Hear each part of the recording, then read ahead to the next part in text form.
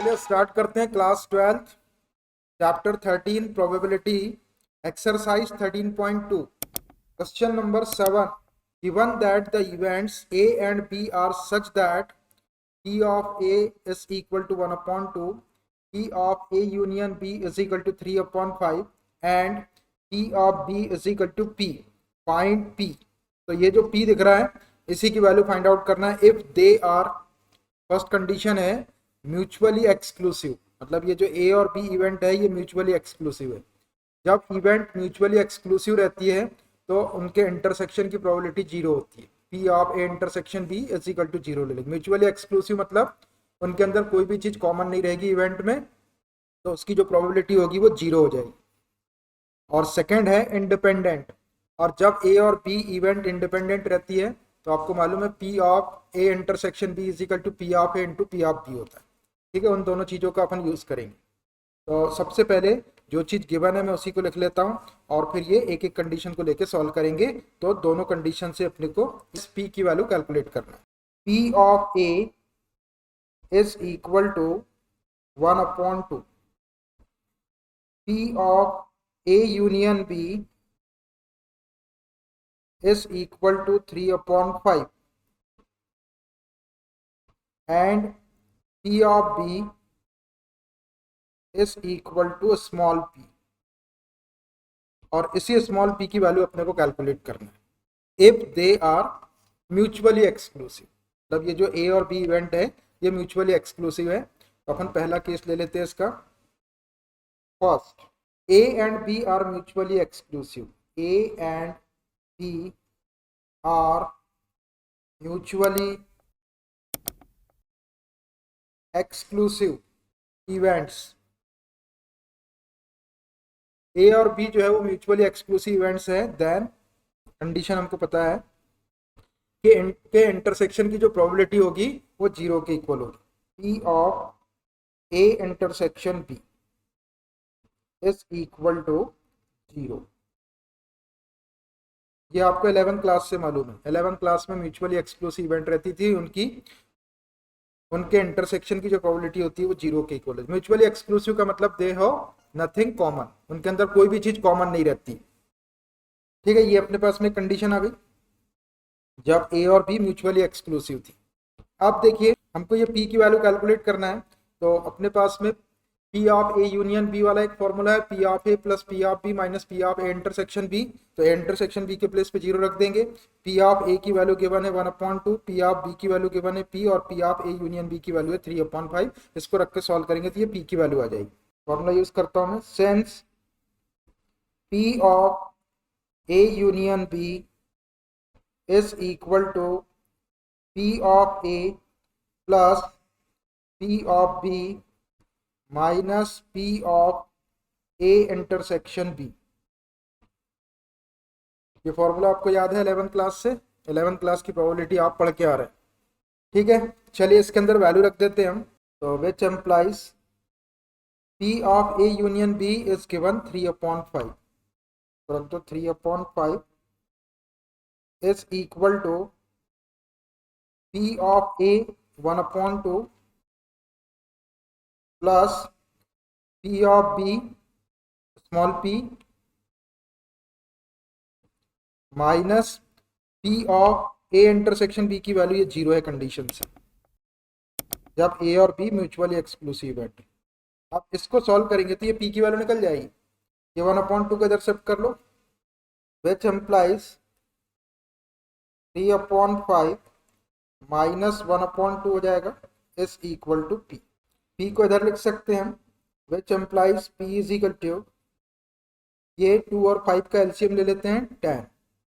5 से डिवाइड के 10 को 2 टाइम 2 को इंटू 3 में करेंगे तो 6, माइनस 2 से डिवाइड करें 10 को 5 टाइम 5 बन जा 5, 6 माइनस 5 कर देंगे तो 1/10 हो जाएगा।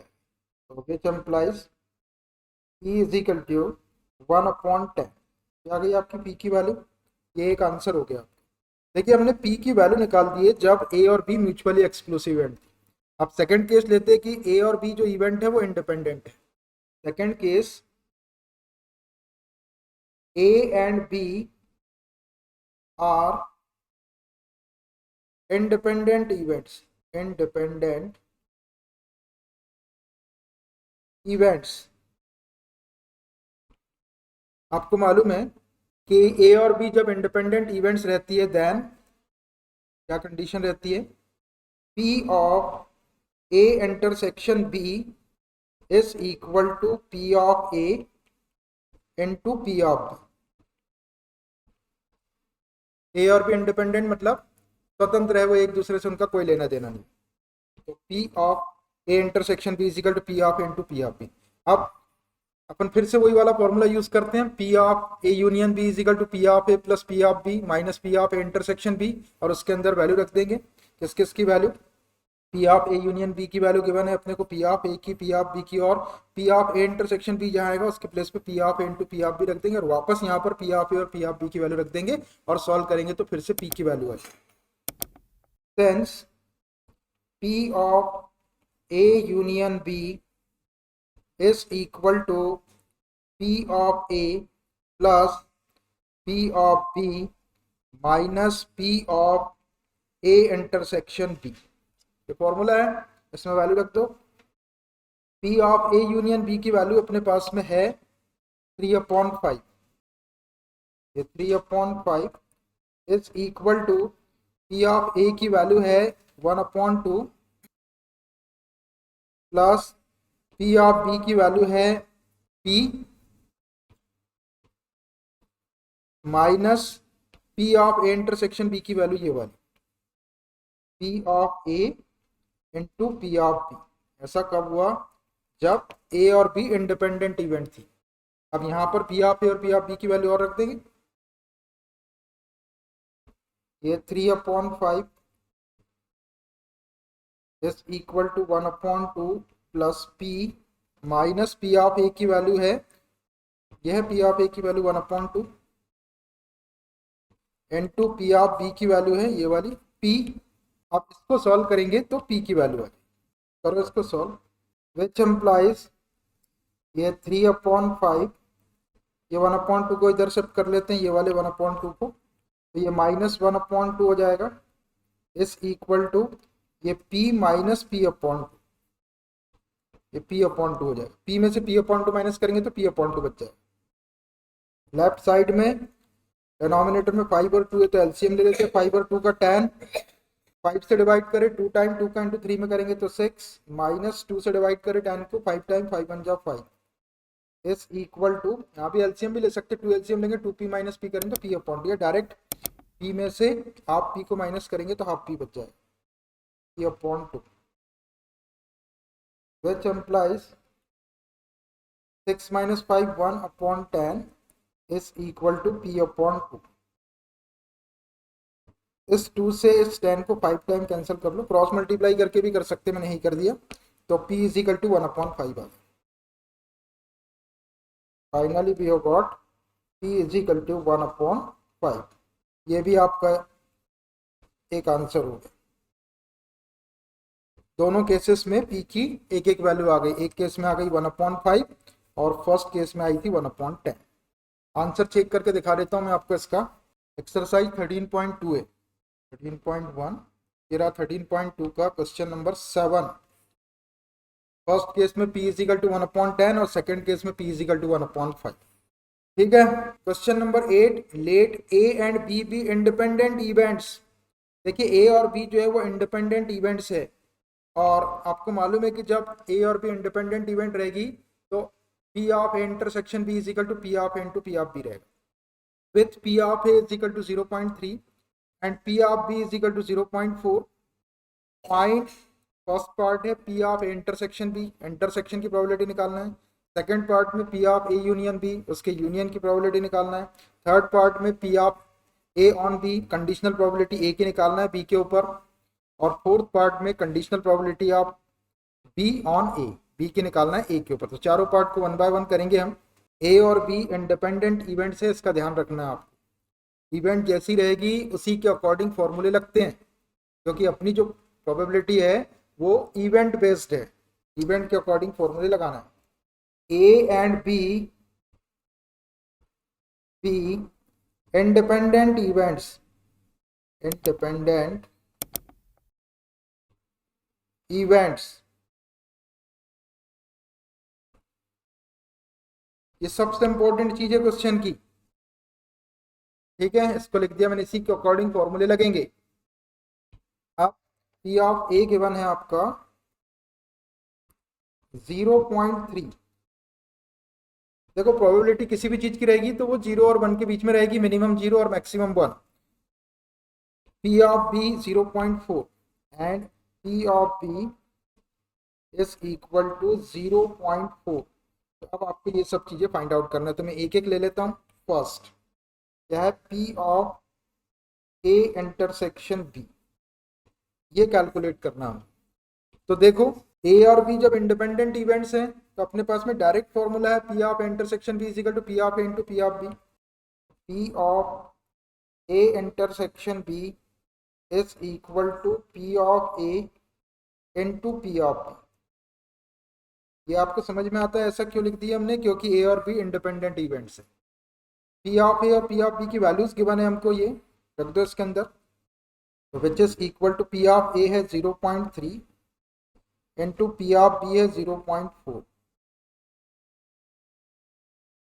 देखिए 3 में 4 का इंटू कर देते हैं, और एक डिजिट यहाँ और एक डिजिट यहाँ, डेसिमल के बाद 2 डिजिट है, 2 डिजिट के बाद में डेसिमल लगा देंगे तो 3 4 12 और 2 डिजिट का डेसिमल लगाएंगे तो 0.12 हो जाएगा। ये आपका एक आंसर आ गया। देखिए यहाँ पे प्रोबेबिलिटी डेसिमल में गिवन थी तो अपन यहाँ डेसिमल में लिख दिया, नहीं तो आप इसका डेसिमल हटा भी सकते हैं 12/100 और इसको 4 से कैंसिल कर लो तो 4 3 12 अपॉन 4 से 25 टाइप 3/25 भी लिख सकते हो। जरूरत नहीं है, क्वेश्चन में पॉइंट में थी आपकी, डेसिमल में थी प्रोबेबिलिटी, तो आंसर भी आप डेसिमल में निकाल। चलिए सेकंड पार्ट देखते हैं इसका। सेकंड पार्ट में P of A union B calculate करना, probability of A union B पढ़ सकते हैं या P of A union B. अब देखिए P of A union B के लिए अपने पास में डायरेक्ट फॉर्मूला है P of A plus P of B minus P of A intersection B. तो पी ऑफ ए और पी ऑफ बी की तो वैल्यू गिवन है और पी ऑफ ए इंटरसेक्शन की वैल्यू अपन ने ये निकाल ली, इसका यूज कर लिया।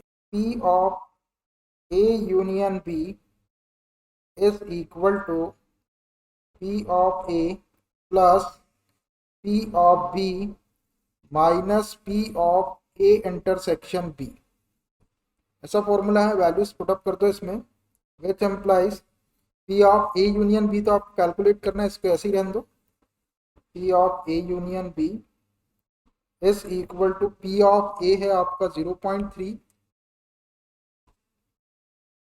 प्लस पी ऑफ बी है आपका 0.4 minus P of A intersection B आपने निकाले 0.12।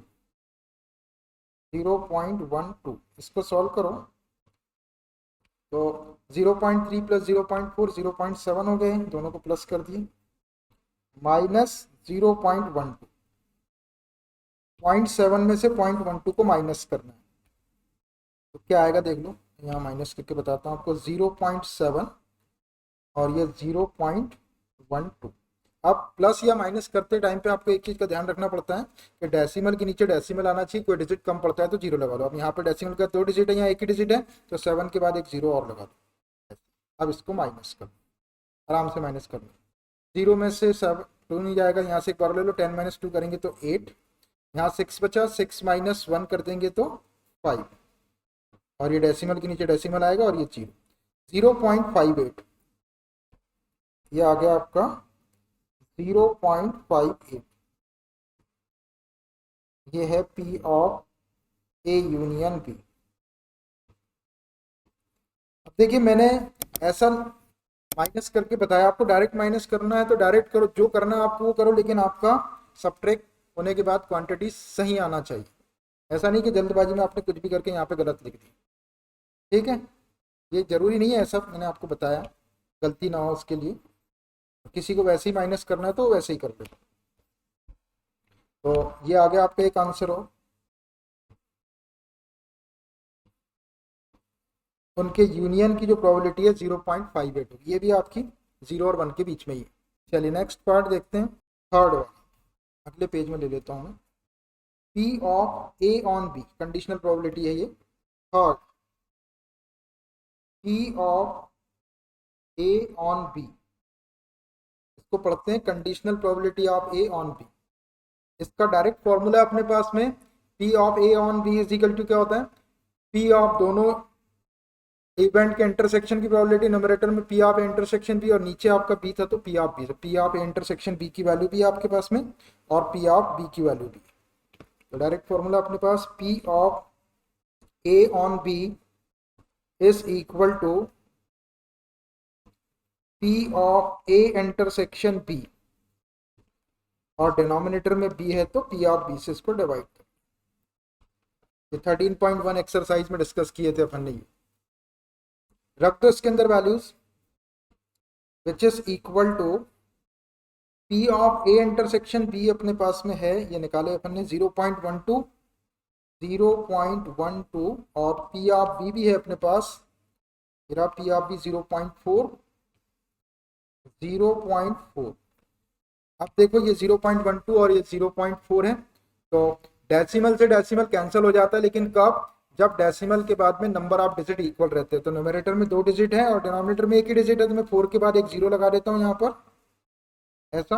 अब देखो 2 डिजिट यहाँ भी हो गया, 2 डिजिट यहाँ भी हो गया डेसिमल के बाद, तो अब आप डेसिमल से डेसिमल को कैंसिल कर दिए, डेसिमल से डेसिमल ऐसा कैंसिल हो गया।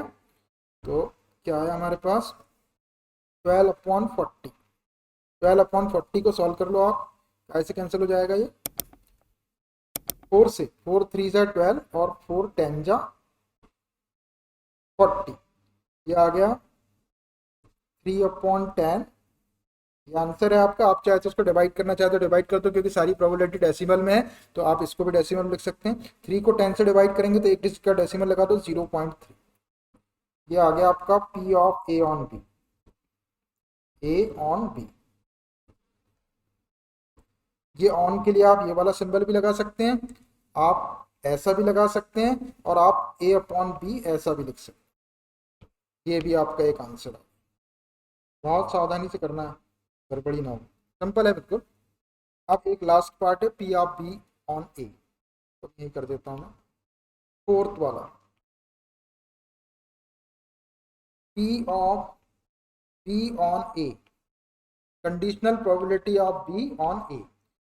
ए और बी 2 इवेंट है तो न्यूमरेटर में P of A intersection B और डिनोमिनेटर में है तो पी ऑफ ए से डिवाइड कर दें। डायरेक्ट फॉर्मूला है P of B on A is equal to P of A intersection B. अब आप P of A intersection B लिखो या P of B intersection A लिखो, बात एक ही है। और नीचे ए है तो पी ऑफ ए से डिवाइड करेंगे। इनकी वैल्यूज है अपने पास में, वैल्यूज रख देते हैं। P of A intersection B की वैल्यू यहाँ रखे थे अपने 0.12, वही वाली रख दो। और पी ऑफ ए की वैल्यू भी अपने पास 0.3। अब देखो यहाँ फ्रैक्शन में क्वांटिटी आ गई, डेसिमल के बाद में नंबर ऑफ डिजिट अगर इक्वल हो तो डेसिमल से डेसिमल कैंसिल हो जाएंगे। यहाँ 2 डिजिट है, यहाँ 1 डिजिट है तो यहाँ एक 0 लगा देता हूँ मैं। अब 2 डिजिट हो गए डेसिमल के बाद न्यूमरेटर में भी और डिनोमिनेटर में भी, तो डेसिमल से डेसिमल ऐसा कैंसिल हो जाएगा। हमारे पास आएगा 12/30। इसको 3 से कैंसिल कर लेते हैं, 3 4 जा 12 और 3 10 जा 30। ये आ गया आपका 4/10। 4 को 10 से डिवाइड कर देंगे तो 0.4 आ जाएगा। ये आ गया अपना पी ऑफ बी ऑन ए के इक्वल। ये भी आपका एक आंसर। देखिए बहुत सिंपल है, आंसर चेक करके देख लो आप। 0.12 0.58 0.3 और 0.4 दिखा देता हूँ मैं आपको आंसर। 8 नंबर का क्वेश्चन ये देखो, फर्स्ट वाला 0.12, सेकंड वाला 0.58, थर्ड वाला 0.3 और फोर्थ वाला 0.4। ओके चलिए देखिए question number 9। If A and B are 2 events, A और बी कोई 2 इवेंट्स हैं, such that P of A is equal to 1/4, P of B is equal to 1/2 and P of A intersection B is equal to 1/8. Find not A and not B। देखिए and का मतलब तो intersection होता है। Not A को ए not ऐसा लिख सकते हैं, ए डैश भी लगा सकते हैं आप, या ए कॉम्प्लीमेंट, और नॉट बी को बी डैश लगा सकते हैं। ये आपको कैलकुलेट करना। चलिए मैं लिख लेता हूँ पहले जो जो क्वांटिटी अपने को गिवन है उसको। ए और बी कोई भी 2 इवेंट है, P of A is equal to 1/4, P of B is equal to 1/2 and P of A intersection B is equal to 1/8।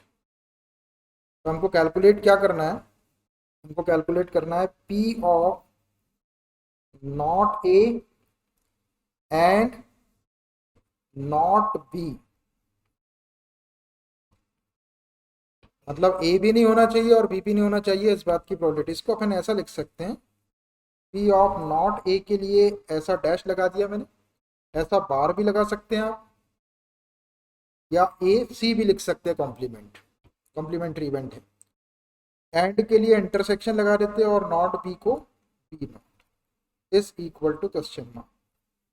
आप इस प्रोबेबिलिटी ऐसे वर्ड्स में लिखिए, सिंबॉलिकली आप उसको ऐसा लिख सकते हैं। ये अपने को कैलकुलेट करना है, ठीक है। तो देखिए, इसको कैलकुलेट करने के लिए मैं डायरेक्ट इसी को ले लेता हूँ, P ऑफ A नॉट पढ़ेंगे इसको, या नॉट ए बोल सकते हैं, intersection B not is equal to. अब यहाँ पर देखना आप, यहाँ पर मैं 11th क्लास का एक सेट थियरी का, सेट वाला जो चैप्टर है 11th क्लास में फर्स्ट चैप्टर, उसका एक रूल लगाऊंगा या उसका एक लॉ लगाऊंगा। वो मैं आपको याद दिलाता हूँ, मैं लिखता हूँ यहाँ पे, तो आपको शायद याद आ जाएगा। अगर आपने 11th क्लास पढ़े हैं तो, नहीं पढ़े होंगे तो आपको याद दिला देता हूँ। बाय डी मॉर्गन्स लॉ,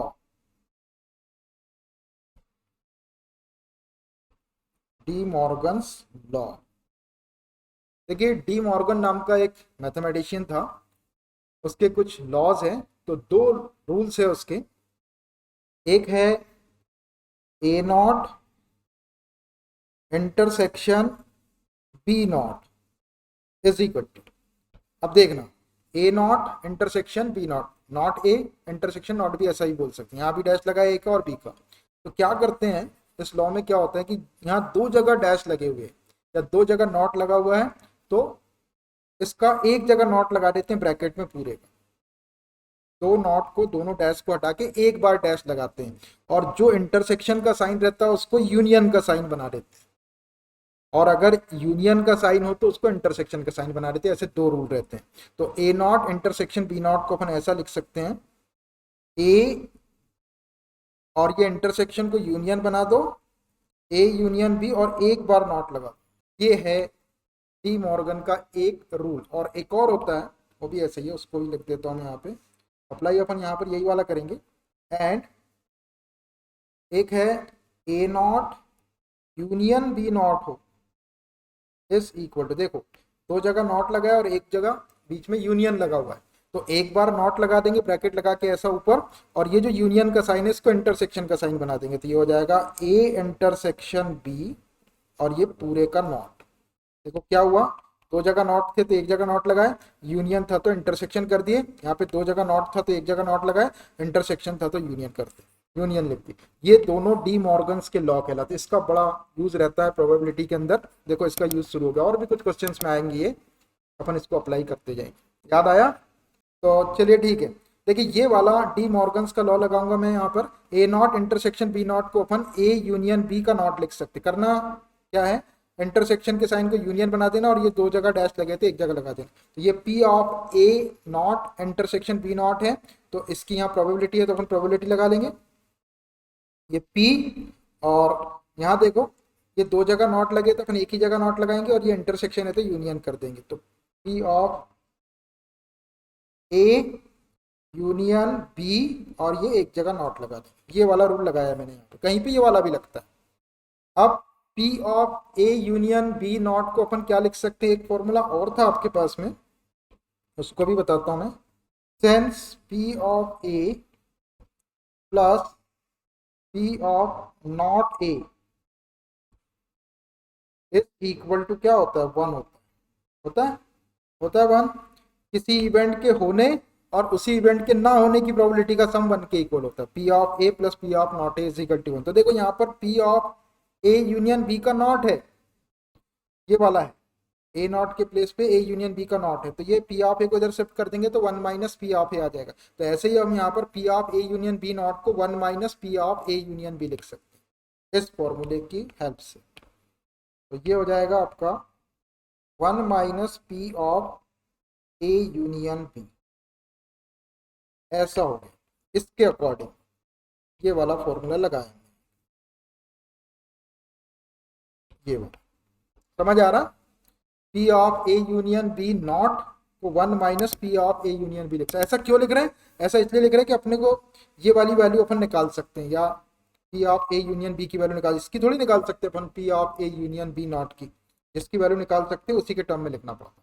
तो ऐसा हो गया। अब देखो अपने पास पी ऑफ ए की वैल्यू है, पी ऑफ बी की वैल्यू है, P of A intersection B की वैल्यू, लेकिन इसकी वैल्यू नहीं है। तो अब इसके लिए अपने पास में डायरेक्ट फॉर्मूला है, P of A union B is equal to P of A plus P of B minus P of A intersection B वाले फॉर्मूला रख देते हैं और उसमें ये वाली वैल्यू रख के सॉल्व करेंगे तो ये P of A not intersection B not की वैल्यू आ जाएगी। तो अब ये क्या हो जाएगा, यहाँ से लिखता हूँ इसको, विच इज इक्वल टू, ये 1 को ऐसे ही रहने दो, minus P of A union B को P of A plus P of B minus P of A intersection B, ऐसा होता। अब इसमें P of A, P of B, P of A intersection B की वैल्यू अपने पास सब रख दो इनको, which is equal to 1 minus P of A की वैल्यू है 1/4, देख लेंगे ऊपर है, प्लस पी ऑफ बी की वैल्यू है 1/2 minus P of A intersection B की वैल्यू है 1/8।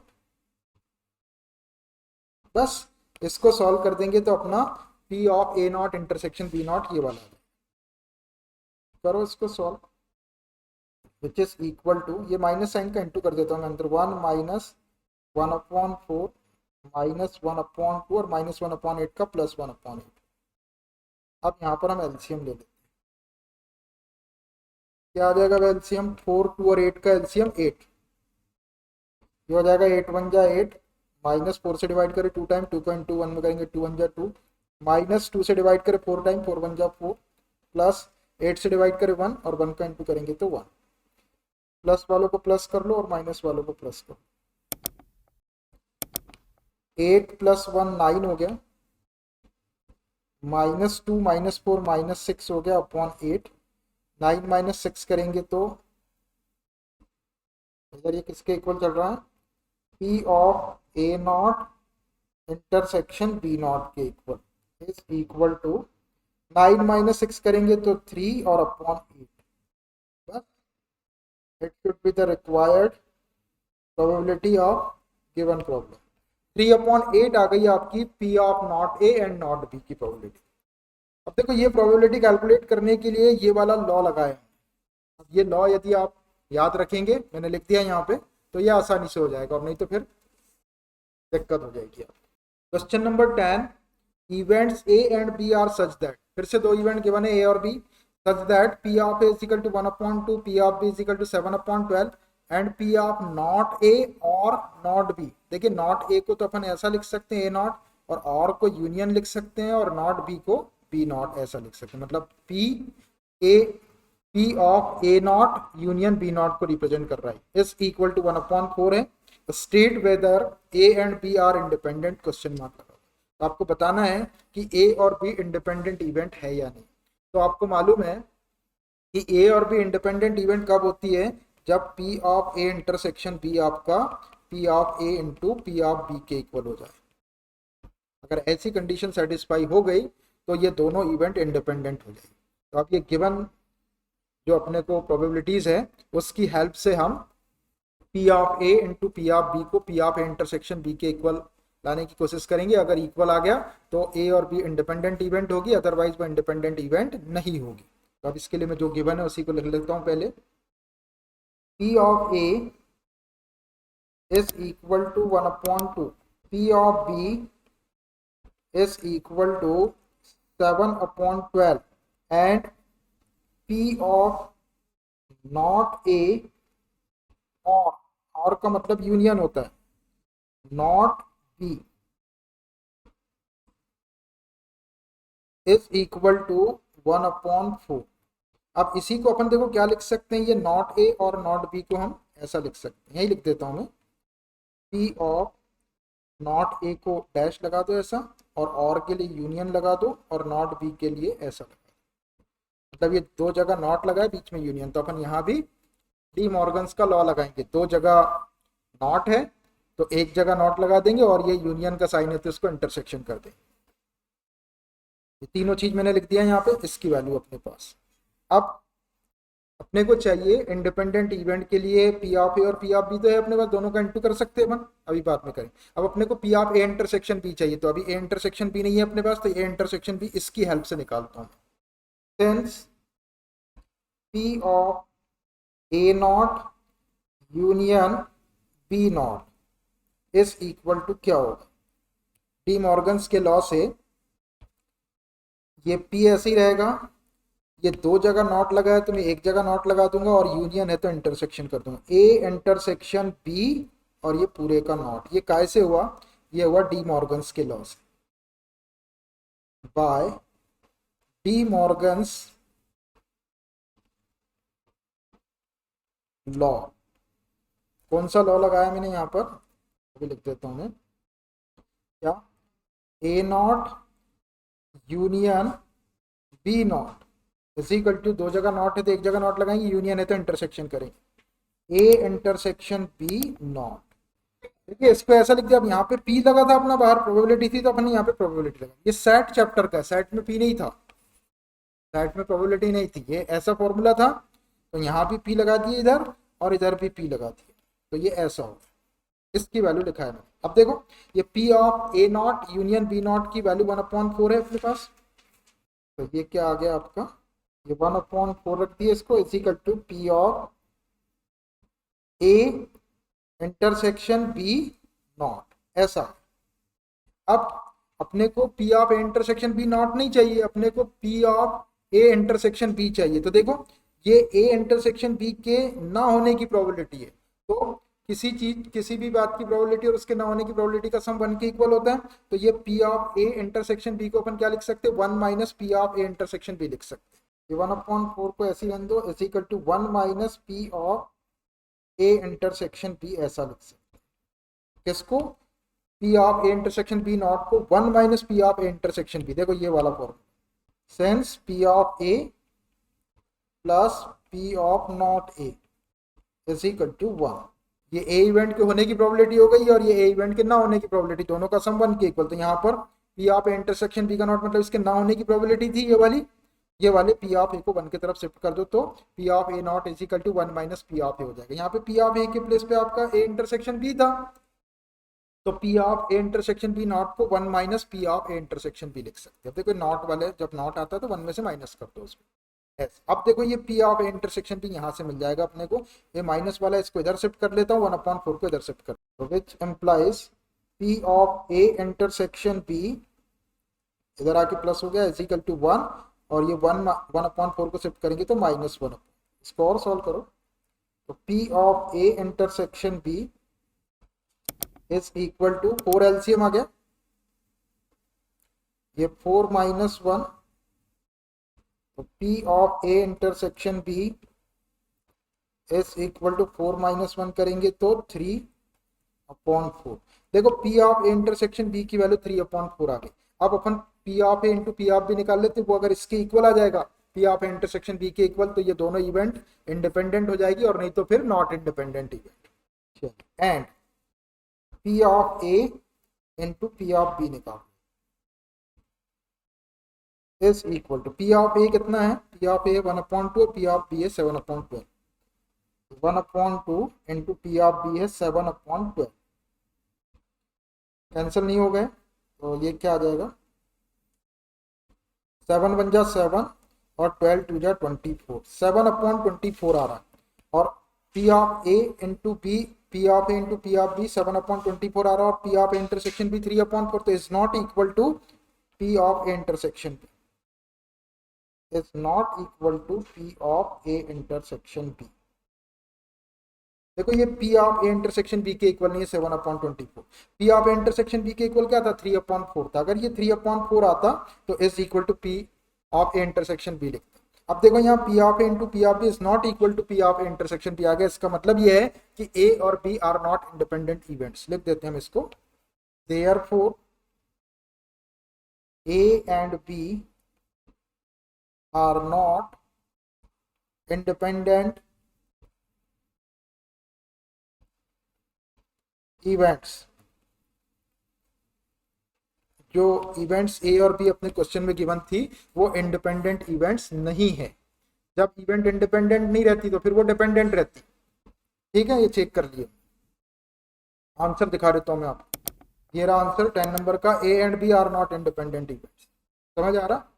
डी मॉर्गन्स का लॉ लगा रहे हैं और एक फॉर्मूला ये वाला लगा रहे हैं, किसी इवेंट के होने और उसके ना होने की प्रोबेबिलिटी का सम 1 के इक्वल होता है एक्जैक्टली।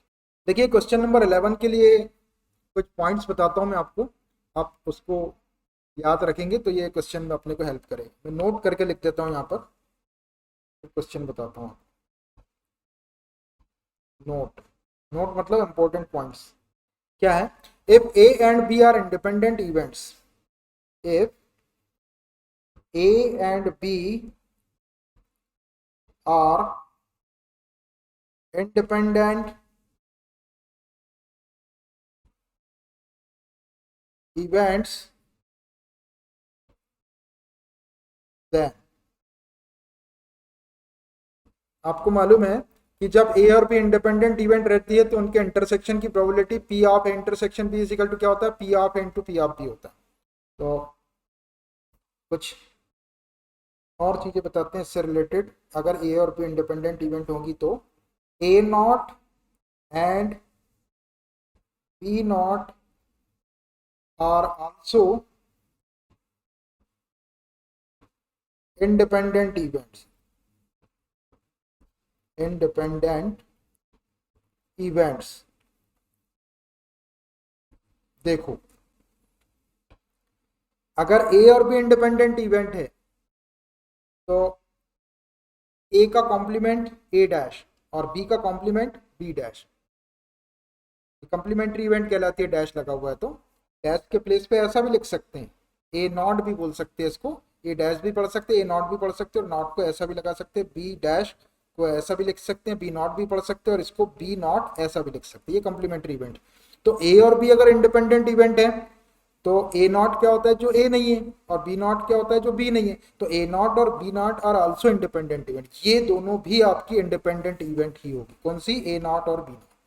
और जब दो इवेंट इंडिपेंडेंट रहती है तो उनके इंटरसेक्शन की प्रोबेबिलिटी क्या होती है, जैसे ए और बी है तो उनके इंटरसेक्शन की probability P of A intersection B equal to P of into P of B होता है। अब यहाँ पर दो इवेंट ए नॉट और बी नॉट भी अगर इंडिपेंडेंट हुई तो that is P of A not intersection B not is equal to P of A not into P of B not. ये फॉर्मूला आपको याद रखना कि ए नॉट और बी नॉट भी अगर इंडिपेंडेंट इवेंट होगी तो उनके इंटरसेक्शन की जो प्रोबेबिलिटी होगी वो P of A not into P of B not के इक्वल। आसानी से याद रख सकते हैं। जब ए और बी इंडिपेंडेंट रहती है तो P of into P of B लिखते हैं, पी ऑफ इंटरसेक्शन बी को। अब ए नॉट और बी नॉट भी अगर इंडिपेंडेंट इवेंट है तो P of A not intersection B not को P of A not into P of B not लिख सकते हैं। और अगर ए और बी दो इंडिपेंडेंट इवेंट है तो एक केस और ऐसा आता है कि A not and B are also independent events, then also independent events। देखो A और B तो इंडिपेंडेंट इवेंट है तो A का नॉट A नॉट, अब एक अपन ने A नॉट लिया और एक बीच लेना है। कभी ऐसी सिचुएशन आ जाए कि ए का नॉट और बी वाली इवेंट वही है तो ये जो दोनों इवेंट होगी ए नॉट और बी ये भी इंडिपेंडेंट होगी, मतलब इनका भी एक दूसरे से कोई लेना देना नहीं रहेगा। तो जब ये दोनों इंडिपेंडेंट है तो फिर से इन दोनों के इंटरसेक्शन की जो प्रोबेबिलिटी होगी P of A not intersection B is equal to P of A and P of A not into P of B हो जाएगा। That is P of A not intersection B. यहाँ पर ए not वाली event थी तो A not आया और B वाली इवेंट थी तो बी, और ये दोनों भी इंडिपेंडेंट है तो A not intersection B is equal to हो जाएगा, पहले वाले की प्रोबेबिलिटी ले लो P of A not into P of B. Simple फॉर्मूले है, ये भी आपको याद है। और एक और थर्ड, देखो अगर ए और बी दो इंडिपेंडेंट इवेंट है तो ए एंड बी नॉट, ए को ऐसे ही रहने दिए और बी का बी नॉट ले लिए। अब इस टाइप की दो इवेंट है A and B not are also independent events, independent events. अब देखिए फिर से ये दो इवेंट इंडिपेंडेंट है ए और बी नॉट, आपको पहले गिवन है कि ए और बी इंडिपेंडेंट इवेंट है, तो ए इवेंट और ये जो बी डैश इवेंट रहेगी ये दोनों भी इंडिपेंडेंट इवेंट होगी, तो इनके इंटरसेक्शन की जो प्रोबेबिलिटी होगी दोनों की प्रोबेबिलिटी का प्रोडक्ट हो जाएगा, मतलब P of A intersection B not is equal to P of A into P of B not, that is P of A intersection B not is equal to P of A into P of B not. ये भी एक formula हो गया, ये भी आपको याद रखना। देखिए सिंपल है बिल्कुल, ए और बी इंडिपेंडेंट रहेगी तो दोनों का डैश वाली इवेंट रहेगी वो भी इंडिपेंडेंट होगी, उसमें से किसी एक का डैश और केक वही वाली इवेंट रहेगी तो भी वो इंडिपेंडेंट इवेंट रहेगी और उसकी प्रोबेबिलिटी आपको ऐसे लिख देना। ये तीन तरीके से मैंने आपको बताया, तीनों भी आपको याद रखना है, ये अपने क्वेश्चन नंबर 11 में अप्लाई होगी। ठीक है, समझ आ गया आपको, आसानी से याद रख सकते, कोई दिक्कत नहीं है। चलिए आप देखिए question number 11, given two independent events A and B. देखिए ध्यान से देखेंगे, independent events A and B, A और बी जो है वो इंडिपेंडेंट इवेंट्स है तो अपन इसको इंडिपेंडेंट वाला ट्रीटमेंट देंगे। Such that P of A 0.3 P of B 0.6 find, तो आपको ये चार प्रोबेबिलिटी फाइंड आउट करना है। तो मैं पहले गिवन लिख देता हूँ, ए और बी इंडिपेंडेंट इवेंट है, ये गिवन लिख देता हूँ और फिर एक एक प्रोबेबिलिटी अपन कैलकुलेट करें। A and B are independent events such that P of A is equal to 0.3, P of B is equal to 0.6। इतना अपने को गिवन है, ये क्वेश्चन से ही देख के लिख दिया मैंने। ठीक है, अब हमको ये इनको फाइंड करना है, तो फर्स्ट पार्ट ले लेता हूं मैं इसका। फर्स्ट पार्ट क्या है, P of A and B, P of A and B, ये आपको कैलकुलेट करना है।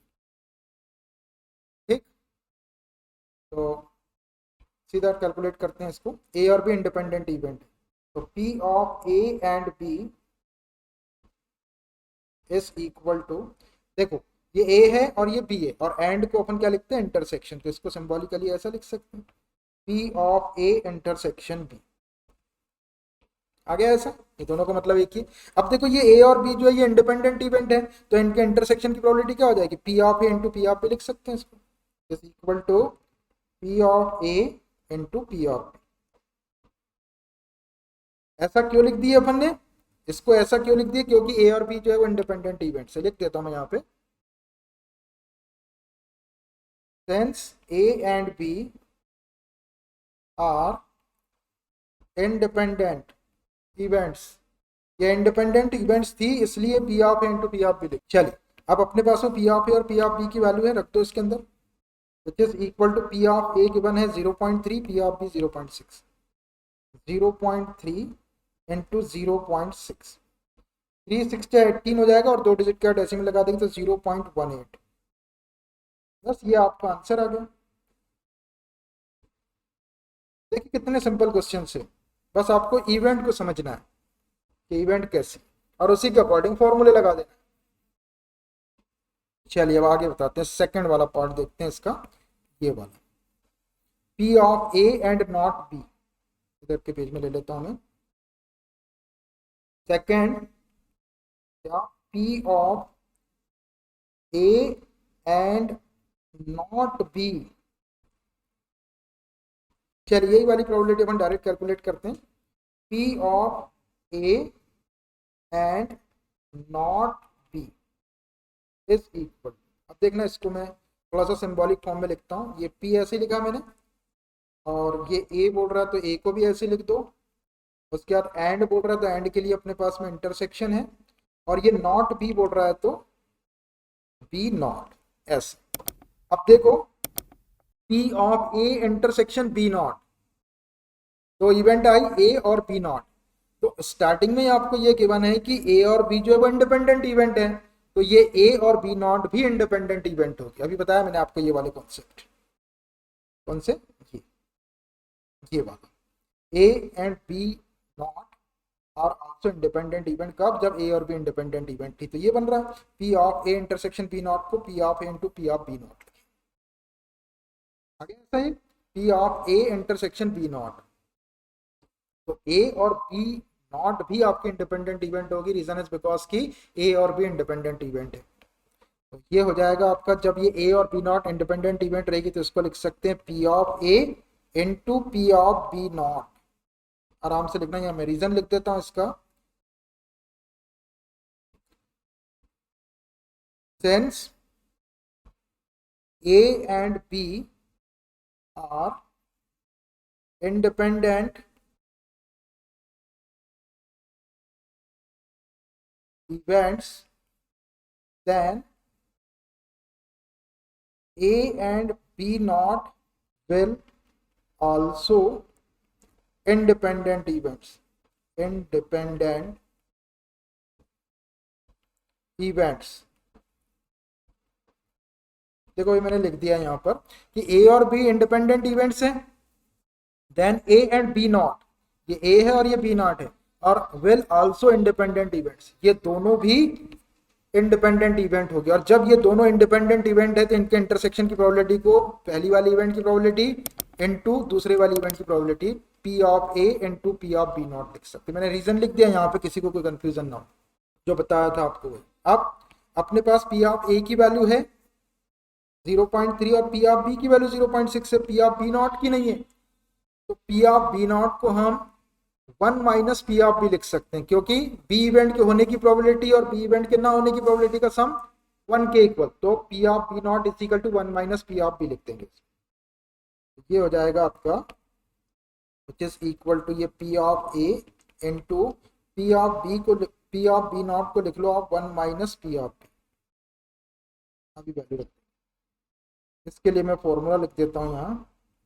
क्या फॉर्मूला अप्लाई किया मैंने, since P of B plus P of B not is equal to 1 होता है। A में भी लिख सकते हैं उसको, यहाँ B का था तो मैंने B में लिख दिया। P of B plus P of B not is equal to 1, तो P ऑफ B नॉट को यहीं रहने दो और P ऑफ B को इधर शिफ्ट कर दो तो 1 माइनस P ऑफ B हो जाए। ध्यान रखना है नॉट में और B में और B नॉट में क्या डिफरेंस है आपको मालूम। आप यहाँ पे P ऑफ B की वैल्यू रख देते हैं, यहाँ P ऑफ A की वैल्यू रख के सॉल्व कर लेते करो। P ऑफ A कितना है, P ऑफ A है 0.3 into 1 minus P of B की वैल्यू है 0.6। इसको सॉल्व कर दो, ये 0.3 इंटू 1 में से 0.6 माइनस करेंगे तो क्या आएगा, 1.0 लिख सकते हैं 1 को, और ये 0.6 ऐसा लिखेंगे। तो यहाँ से ले लो 10 माइनस 6 करेंगे तो 4, डेसिमल के नीचे डेसिमल आएगा तो 0.4, 1 में से 0.6 माइनस करेंगे तो 0.4 आएगा। इसका मल्टीप्लाई कर लो, 4 3 जा 12 और 2 डिजिट का डेसिमल लगा लो तो 0.12 हो जाएगा। बस ये आपका आंसर हो गया। ये प्रोबेबिलिटी आ गई आपकी P of A and not B की 0.12। इसको हटा दें, आगे भी आसानी से। देखिए सब चीजों का यूज कर रहे हैं हम जो आपको बता दिए। चलिए थर्ड वाले पार्ट पे आते हैं। थर्ड वाला पार्ट देख रहे हैं अपन, क्या है थर्ड वाला पार्ट, P ऑफ A और B। Third P of A और B, ये वाली प्रोबेबिलिटी कैलकुलेट करना है तो डायरेक्ट में इसी को ले लेता हूं। P ऑफ A और B इज इक्वल टू, ये P को ऐसी रहने दो, A को भी ऐसी रहने दो, और के लिए अपने पास में यूनियन है, इसको यूनियन लगा दो, और ये P को ऐसे लिख दो। देखो ये P of A union B जो है P ऑफ A और B के इक्वल आ गया। अब P of A union B के लिए अपने पास में डायरेक्ट फॉर्मूला है, वो फॉर्मूला रख दो। क्या है, P of A plus P of B minus P of A intersection B है। अब अपने पास में पी ऑफ ए की वैल्यू है, पी ऑफ बी की value, P of A intersection B की वैल्यू नहीं है, लेकिन अपने को ये मालूम है कि ए और बी जो है वो इंडिपेंडेंट इवेंट है, क्वेश्चन में गिवन है। तो ये P of A intersection B को हम P of A into P of B लिख लेंगे। एक स्टेप में लिख देता हूं मैं पहले, ये P of A plus P of B minus P of intersection B को P of A into P of B लिख सकते हैं। इसका रीजन लिख देते हैं हम कि हमने ऐसा क्यों लिख दिए। Since A and B are independent events, independent events, A और बी जो है वो इंडिपेंडेंट इवेंट्स हैं, इसलिए हमने पी ऑफ इंटरसेक्शन बी को P of into P of B लिखते हैं। अब अपने पास पी ऑफ ए और पी ऑफ बी दोनों की वैल्यू रख देते हैं। पी ऑफ ए की वैल्यू है 0.3 और पी ऑफ बी की वैल्यू 0.6 रखो। 0.3 पी ऑफ ए की value plus P of B की value 0.6 minus P of A की वैल्यू 0.3 और पी ऑफ बी की वैल्यू 0.6। सॉल्व करते हैं इसको। 0.3 प्लस 0.6 0.9 हो जाएगा, माइनस इन दोनों का मल्टीप्लाई करते 6 3 18 और 2 डिजिट का डेसिमल लगा देंगे 0.18। अब 0.9 में से 0.18 को माइनस करना है, माइनस करके दिखाता हूँ मैं आपको। 0.9 2 डिजिट है तो एक जीरो यहाँ लगा लो, 0.18। डेसिमल के बाद डेसिमल के नीचे डेसिमल आना चाहिए, प्लस माइनस करते वक्त में डिजिट कम पड़े तो जीरो लगा दिया। एक ही डिजिट था तो मैंने एक जीरो लगा दिया। 0.18 को माइनस करना, चलो माइनस करो। यहाँ से एक बार ले लो 9 में से यहाँ, तो यहाँ 10 हो जाएगा। 10 माइनस 8 करेंगे 2। अब यहाँ 8 बचा, 8 माइनस 1 कर देंगे तो 7, और ये डेसिमल और ये 0.72 आ जाएगा, विच इज इक्वल टू 0.72। बस यही आपका आंसर होगा। ये आ गई अपनी पी ऑफ ए और पी की प्रोबेबिलिटी 0.72। इसको हटा दें। एक पार्ट और है इसका, वो भी बता दें।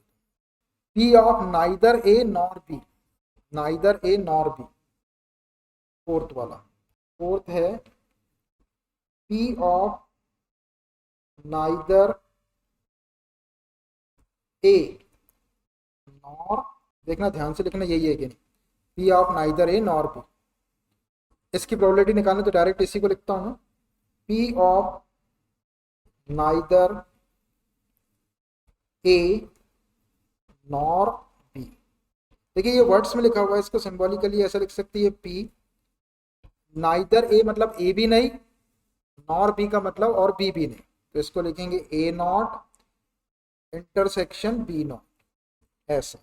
देखिए P of A not intersection B not को वर्ड्स में P of neither A nor B बोल सकते हैं, मतलब ये भी नहीं और ये भी नहीं, और। तो अब ये दो जगह नॉट लगे हुए हैं, तो हम डी मॉर्गन्स का लॉ लगा के एक जगह नॉट लगा देते हैं और इंटरसेक्शन के साइन को यूनियन कर देते हैं। ये हो जाएगा आपका पी ऑफ ए इंटरसेक्शन को यूनियन बना दो और एक जगह नॉट लगा दो, ये by De Morgan's law, by De Morgan's law. कौन सा लॉ लगाया अपन ने कि A not intersection B not is equal to A union B, और ये एक बार नॉट लगा दो नॉट का एक नॉट लगा देते इकट्ठे ब्रैकेट के ऊपर और इंटरसेक्शन के साइन को यूनियन बना देते, और यूनियन रहता तो उसको इंटरसेक्शन बना देते। अब ये P of A union B not है, तो इसको 1 minus P of A union B लिख सकते, is equal to 1 minus P of A union B. मतलब किसी चीज के होने की प्रोबेबिलिटी और उसके ना होने की प्रोबेबिलिटी का सम 1 के इक्वल होता है, तो ये ना होने वाली है, इसको 1 में से माइनस कर दो, होने वाली प्रोबेबिलिटी को तो ना होने वाली आ जाएगी। ये वाला फॉर्मूला यहाँ पे लगा है, P of A plus P of not A, P of not A is equal to 1 होता है। तो इसको यही रहने दो, पी ऑफ नॉट ए को पी ऑफ ए को इधर शिफ्ट करेंगे तो 1 माइनस पी ऑफ ए हो जाएगा। तो यहाँ पर P of A union B not को यही रहने दी और ये P of A union B को 1 की तरफ शिफ्ट कर दी। अब P of A union B की वैल्यू अपन फॉर्मूले से निकाल सकते, अपने पास में है नहीं। P of A union B की वैल्यू है क्या अपने पास, ये तो है, देखो P of A union B अपन ने निकाल के रखे हैं 0.72, तो डायरेक्ट यूज कर लेंगे, और नहीं तो निकाल भी सकते हैं आप, जब निकली हुई है तो डायरेक्ट रख दो। 1 माइनस 0.7, मैं लिख देता हूँ मैं, since P of A union B is equal to 0.7, ये अपन ने निकाल लिए थे यहाँ पे पिछले पार्ट में, P of A union B की वैल्यू, तो वही रखते हैं। और अगर कभी ये वाला पार्ट नहीं आता आपको, डायरेक्ट ये वाला सॉल्व करने के लिए आता, तो आप ये P of A union B को क्या लिख सकते हैं, P of A plus P of B minus P of A intersection B. तो P of A P of B की तो वैल्यू आपके पास में, P of A intersection B को फिर से आप, ए और बी इंडिपेंडेंट इवेंट है तो P of A into P of B लिख देंगे और सॉल्व करेंगे तो यही आए। अब 1 में से 0.72 को माइनस कर लो, तो ये 1.00 लगा दिया मैंने, और ये 0.72, इसको माइनस करो 1 में से, यहाँ से एक बार ले लो, 10 माइनस 2 करेंगे तो 8, यहाँ 9 बचा, 9 माइनस 7 करेंगे तो 2, ये डेसिमल और ये 0.28 हो जाएगा, 0.28 एक प्रोबेबिलिटी आपकी ये, इसको हटा दो। देखिए चारों पार्ट की प्रोबेबिलिटी निकाल दी हमने, आंसर चेक करके दिखाते हैं आपको क्या क्या आ रहा है। 11 नंबर का क्वेश्चन,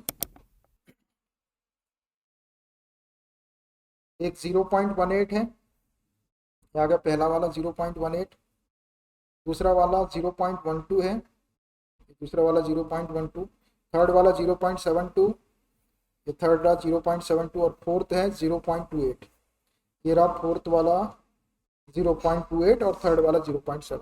आगे चारों आंसर देखिए। Question number 12, a die is tossed thrice, एक डाई को 3 टाइम फेंका जा रहा है, find the probability of getting an odd number at least once. तो आपको getting an odd number at least once की प्रोबेबिलिटी निकालना है, कम से कम एक बार ऑड नंबर आना चाहिए। डाई के अंदर कितने ऑड नंबर रहते हैं, 3 रहते, एक रहता 1 रहता, एक 3 रहता और एक 5 रहता। उस डाई को 3 बार फेंका जा रहा है, पहली बार फेंके, फिर दूसरी बार फेंके, फिर तीसरी बार फेंके, तो कम से कम एक बार ऑड नंबर आना चाहिए तीनों थ्रो के अंदर। तो कैसे कैलकुलेट करेंगे अपन इसको, देखो सबसे पहले अ डाई इज टॉस्ड थ्राइस,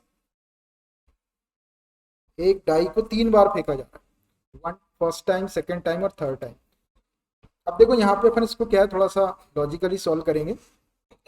अपन अपने को कम से कम एक बार क्या चाहिए, ऑड नंबर चाहिए, एटलीस्ट वंस। तो मैं क्या करता हूँ कि एक इवेंट सपोज कर लेता हूँ A, getting odd number first time, जब हमने पहली बार में फेंके तो ऑड नंबर आने की प्रोबेबिलिटी क्या होगी, लेट ए, एक इवेंट सपोज कर रहे हैं, getting odd number first time.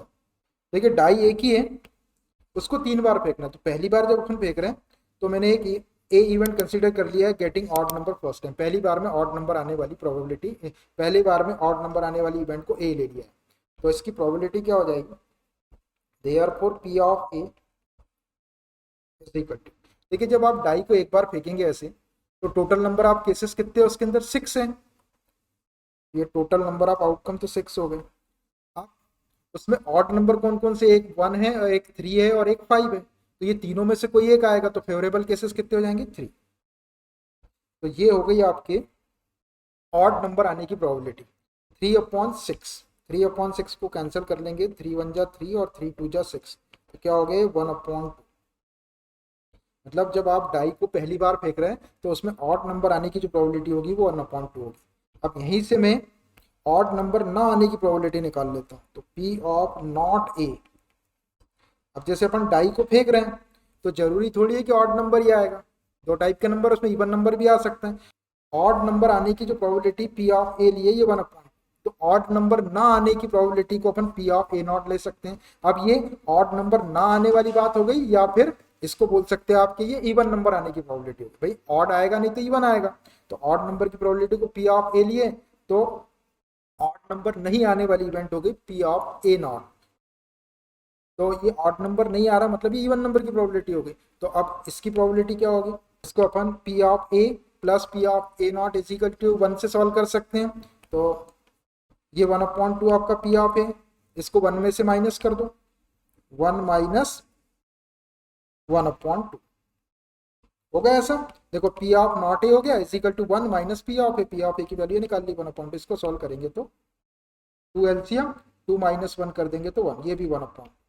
कहने का मतलब ये है कि जब आप डाई को एक बार फेंकेंगे, पहली बार जब आपने फर्स्ट टाइम डाई को फेंके तो ऑड नंबर आने की प्रोबेबिलिटी भी 1/2 है और इवन नंबर आने की प्रोबेबिलिटी भी 1/2, क्योंकि 3 उसमें इवन नंबर है, 2, 4 और 6, तो फेवरेबल केसेस 3 और टोटल केसेस 6, 3/6 को 1/2 बोल सकते हैं। तो मैंने यहाँ पे पी ऑफ ए लिया है, ये ऑड नंबर की प्रोबेबिलिटी है और ये ऑड नंबर नहीं है ना आने की प्रोबेबिलिटी, उसको इवन नंबर बोल सकते हैं।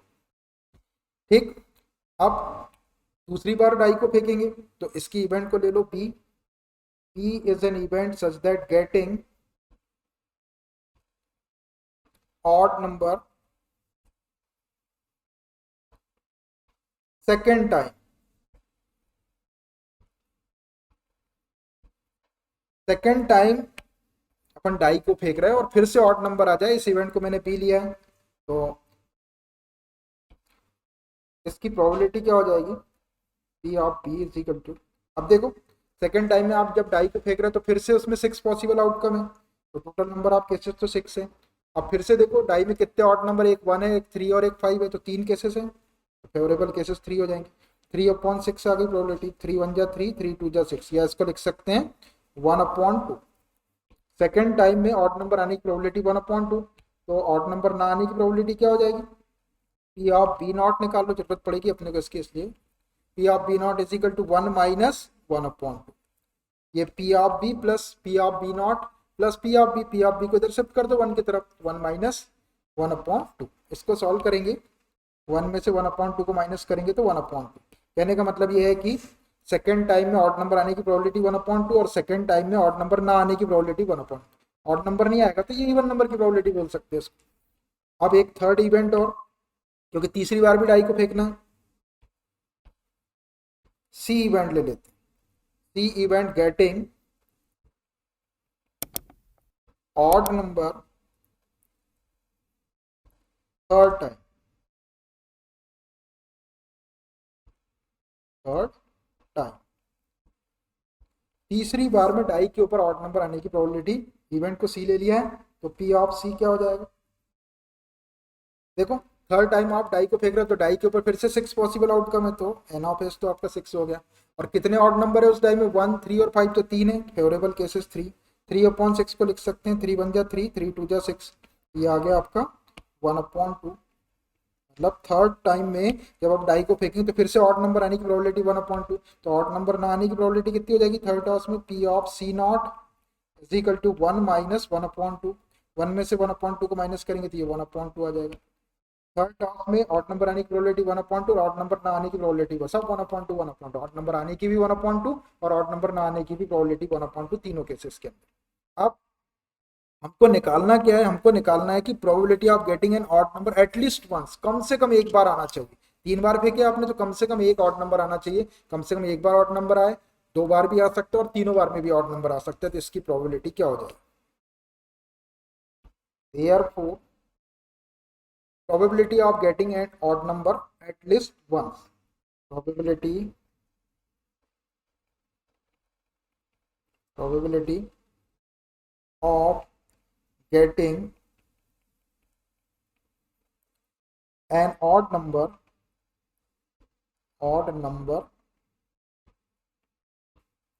at least once, कम से कम एक बार ऑड नंबर आने की प्रोबेबिलिटी क्या होगी, इसके इक्वल क्या होगा, तो probability of getting an odd number at least once 1 minus P of A not intersection B not intersection C not, ऐसा होगा। ये 1 minus P of A not intersection B not intersection C not के बराबर probability अगर अपन ले ले तो ये probability of getting an odd number at least once आ जाएगा।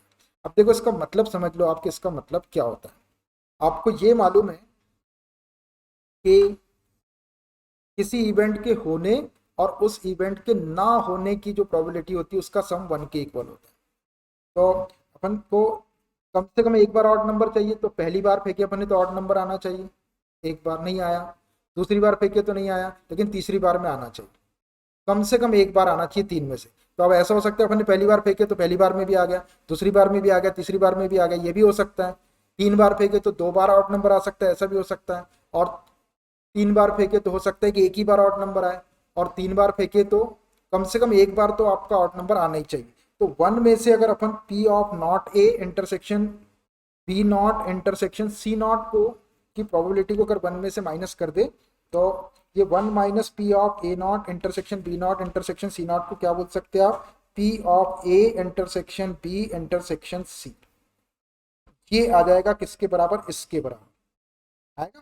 देखो ये वाली प्रोबेबिलिटी प्लस ये वाली probability is equal to one, तो इसको अपन ने माइनस कर दी वन में से, तो ये आ गया। इसका मतलब क्या है, ए इवेंट क्या लिया आपने फर्स्ट टाइम में, फर्स्ट टाइम में आपका ऑड नंबर आ रहा, फिर सेकंड टाइम में भी ऑड नंबर आ रहा, और थर्ड टाइम में भी ऑड नंबर आ रहा। तो यही वाली प्रोबेबिलिटी को मैंने यहाँ लिखा है। तो एटलीस्ट वंस का मतलब यह है कि कम से कम एक बार तो आना ही चाहिए। अब उसमें प्रोबेबिलिटी क्या है कि एक बार भी आपका ऑड नंबर आ सकता है, फर्स्ट हाउस में भी आ सकता है, सेकंड में भी आ सकता है, और थर्ड में भी आ सकता है। तो ये जो प्रोबेबिलिटी लिखी हुई है ये इसके इक्वल है, P of A intersection B intersection C, इसके इक्वल लिखी हुई है ये प्रोबेबिलिटी। मतलब इसमें एक बार आया, पहली बार में आया आपका ऑड नंबर, दूसरी बार में भी ऑड नंबर आया, तीसरी बार में भी ऑड नंबर, एटलीस्ट वंस का मतलब एक बार भी आ सकता है, दो बार भी आ सकता है, और तीन बार भी आ सकता है। तो मैक्सिमम तीनों को ले लिया मैंने। और इसको यदि वन में से माइनस कर दे अपन कि पहली बार में भी ऑड नंबर नहीं आया, दूसरी बार में भी ऑड नंबर नहीं आया, और तीसरी बार में भी ऑड नंबर नहीं आया, मतलब ये ऑड नंबर नहीं आने को क्या बोल रहे हैं, इवन नंबर बोल रहे हैं। इवन नंबर है ये, ए नॉट बी नॉट और सी नॉट का मतलब इवन नंबर। पहली बार में भी इवन नंबर आया, दूसरी बार में भी इवन नंबर आया, तीसरी बार में भी इवन, तो ये इवन नंबर आने की प्रोबेबिलिटी हो गई। अब इवन नंबर आने की प्रोबेबिलिटी को यदि आप वन में से माइनस कर देंगे तो ऑड नंबर आने की प्रोबेबिलिटी आ जाएगी। अब ऑड नंबर आएगा, ये आपका पहली बार में आएगा, या दूसरी बार में आएगा, या तीसरी बार में आएगा, दो बार में आएगा, या तीन बार में आएगा, या कम से कम एक बार में आएगा। तो probability of getting an odd number at least once को one minus P of A not intersection B not intersection C not लिख सकते हैं। अब देखिए ए और ए नॉट, ए और ए नॉट इंडिपेंडेंट इवेंट है, ए होगा तो ए नॉट नहीं होगा, इवन आएगा तो ऑड नहीं आएगा, ऑड आएगा तो इवन नहीं आएगा।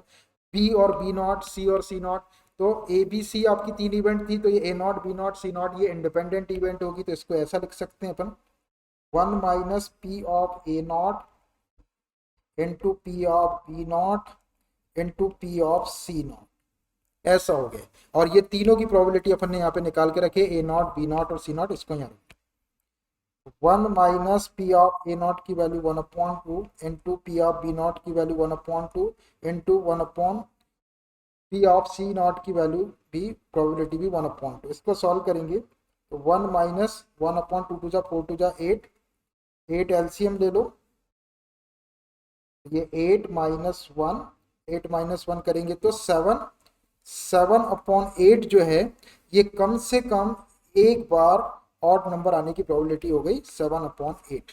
तो ये थोड़ा सा लॉजिकली सोचना है इसको और फिर करना है, तो ये करेक्ट आंसर आ जाएगा। आंसर दिखा देता हूँ मैं आपको इसका, ये रहा आपका 12 नंबर का क्वेश्चन, सेवन अपॉन एट।